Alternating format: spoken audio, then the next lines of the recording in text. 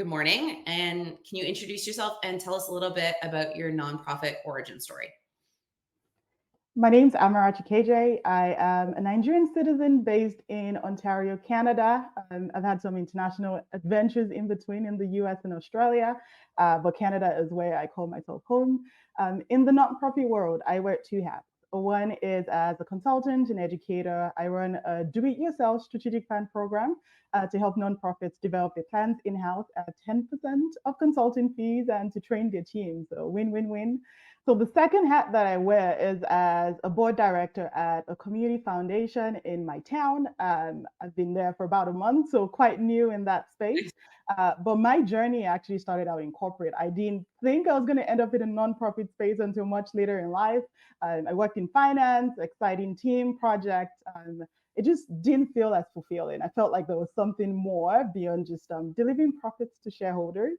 And so I took an adventure to go back to school in Australia, do an MBA, and that's where I got involved in social impact consulting. And I fell in love with the nonprofit space and I haven't left since. I love that. I love that everyone has just a different journey to this spot. It's my favorite part. And in your experience to date as a consultant, as supporting nonprofits, what do you see to be some of the biggest challenges in nonprofit? Hmm. I think it starts with the name nonprofit and the mindset that sometimes comes with that space.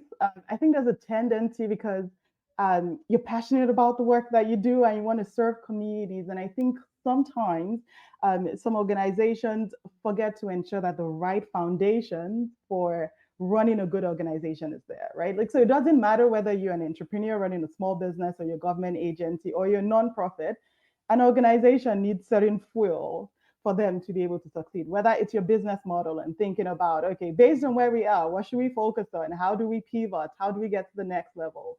Whether it's taking care of yourself and taking care of people. And I think with nonprofits, again, you're in the business of charity and doing good. And it's so easy to give more of yourself than you're taking care of yourself, right? And so impact is not sustainable if you're not taking care of yourself. So that's another thing about foundation. It could be around financing and thinking of how to grow. But again, I would say it's a mindset. I think a lot of people would maybe think of some of the external threats or maybe challenges with the economic landscape and how that impacts donors X, Y, and Z. But I would say the biggest challenges start inside, right? If you don't have the right mindset and the right foundation for growing and staying sustainable, then your organization is going to struggle, right? So it starts from inside. It starts with me. It starts with you.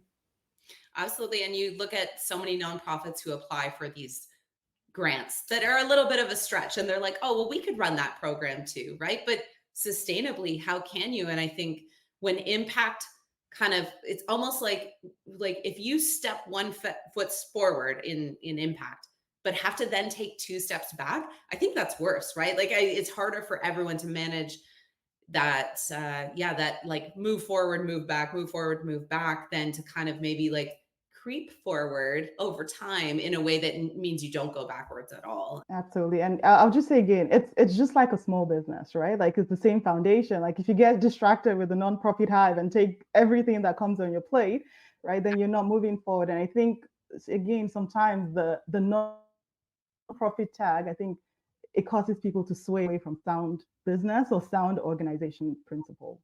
Absolutely. I totally agree. So what about favorite thing about working in the social impact sector? Like what do you love about this work?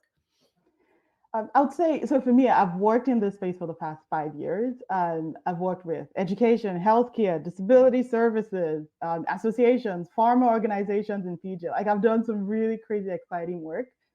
I really like the people. I think there's something, it's almost like the nonprofit space self-selects the kinds of people that come into the work, right? Again, extra passionate, but also extra down to earth. And you can see that not just in the nonprofits, but even in the consulting space. Like I find nonprofit consultants to be collaborative and to be open to share tips and tricks compared to a regular business consultant where you might be seen as a competitor, right? So I think there's just something about the space and the kinds of people that it attracts that is really down to earth. I think if I think about the favorite thing I like doing in the nonprofit space and just really thinking about my program, I really enjoy the opportunity to teach people how to fish and not just give them fish. And that's what my DIY program is about. I also am a consultant. I do consulting maybe 20% of the time, 80% I focus on DIY. But I find for a number of nonprofits, especially the small ones, like you need money to grow, right? Like you need money to invest in yourself to get to the next level.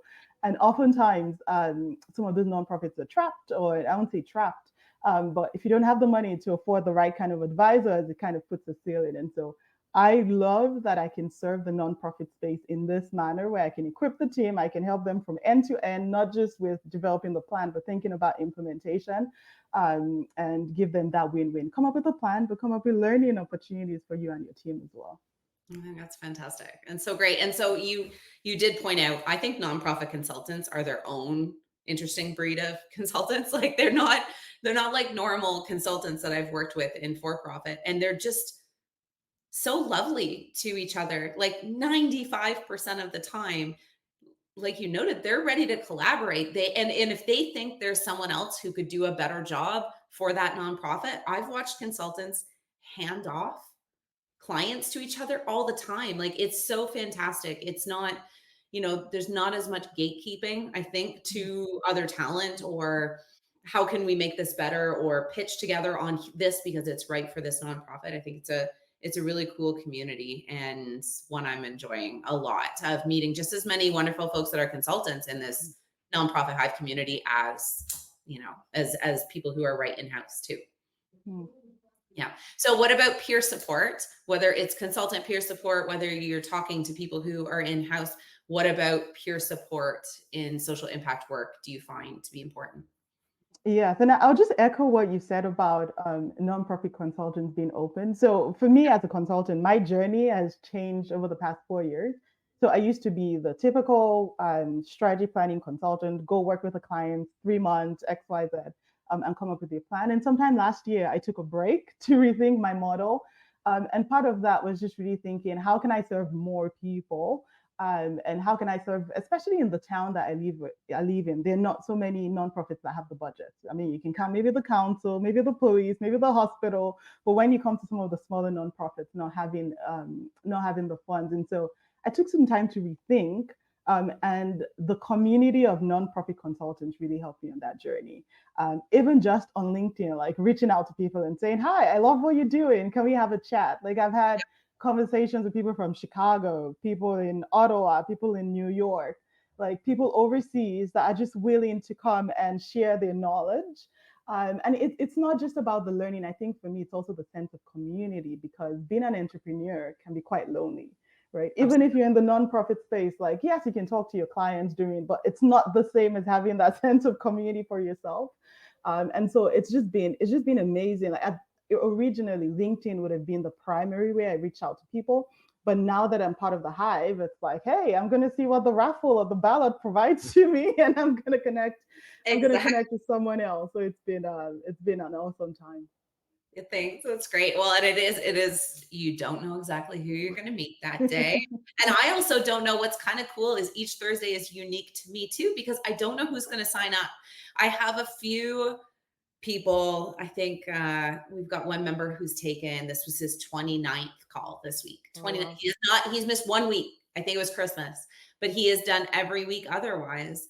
And which is incredible. But then there's also people, we just had our first activated member the other day who's been on the email list since last November, and just said, I finally have time.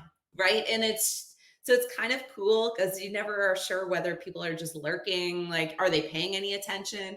So it's neat to see that happen. But I see how the chips fall. I see who signs up for this coming week. And then that's when I get to start figuring out, well, who chats with who based on who signed up, right? So it's been pretty cool. Awesome. So, what are some of the benefits you've gotten out of being a member of the nonprofit Hive? Right. It's been a great opportunity to meet people from all over. And I think it helps me, especially because I wear two hats. So, of course, there's the consultant hat, but I'm also a board director, and I work in a foundation, or I serve in a foundation where fundraising is one of the major priorities. And I'm quite new in the space, right? Like, Yeah. yes, I can talk about strategic planning and the priorities and all, but when it comes to like thinking of the donors and their mindsets, like what's the difference between a corporate donor versus like reaching out to community versus reaching out to other foundations or grants, X, Y, and Z. That's a space that I don't quite have the knowledge for. Yeah. And so it's been really exciting just learning from other people that have their legs, like hands and legs in the trenches, right? Like I'm a consultant, I'm an advisor, but I sit on the periphery, right? It's almost like helicopter view. My hands aren't really dirty when it comes to nonprofit work. And so it's helped me really understand what the day to day looks like, get some tips from fundraising, and also help me think about how to better serve my clients, like what's going on in their world, right? Absolutely. And how to improve my program. So it's been amazing. And again, talking about entrepreneurship, like yes, entrepreneurship can be quite lonely. Like I Yes. attend chamber events and other entrepreneurship events, but not many events create space to engage with exclusively nonprofits who are my target audience, right? And so it's just the right spot. It's just the right hive for me to talk to nonprofit leaders. Finding your people who just get what kind of work you're doing or what you're coming up against in your work, right? Which it's very unique.